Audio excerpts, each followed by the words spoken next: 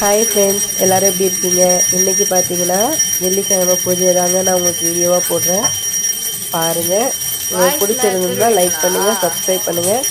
இதுக்கப்புறமும் நான் வீடியோஸாக நல்லபடியாக போடணும், நல்ல வீடியோஸாக எடுத்து போடணும்னு பார்க்குறேன். கண்டிப்பாக உங்களுக்கு பிடிச்ச மாதிரி வீடியோஸ் நான் எடுத்து போடுவேன்னு நினைக்கிறேன்.